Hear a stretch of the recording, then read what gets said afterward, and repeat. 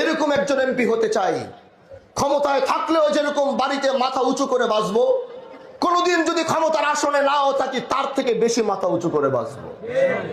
এরকম কোন ক্ষমতা চাই না যে ক্ষমতার পরে মানুষ এলাকায় থাকতে পারে না। আমি এরকম এক এমপি হতে চাই যার সাথে মানুষ বুকে বুক লাগাতে পারবে। আমি এমন একজন এমপি হতে চাই যাকে দেখলে, যার সাথে দেখা করতে চাইলে মানুষ গিয়ে দেখা করতে পারবে। আমি এমন একজন এমপি হতে চাই যার সাথে কথা বলতে চাইলে মানুষ গিয়ে মনের কথাগুলো বলতে পারবে। আমি এমন একজন এমপি হতে চাই যে ঢাকায় সময় দিবে না, যে ঢাকায় থাকবে না সে বাড়িতে থাকবে, দেশে থাকবে। যদি কোনো প্রয়োজনীয়তা থাকে, প্রয়োজনীয়তার তাগিদে সে ঢাকায় যাবে, না হয় সে তার গ্রামে অবস্থান করবে। সারাদিন তার গ্রামের মানুষের ভালো খারাপ মন্দ সবকিছু শুনে তার উপরে সে সারাদিন চলবে।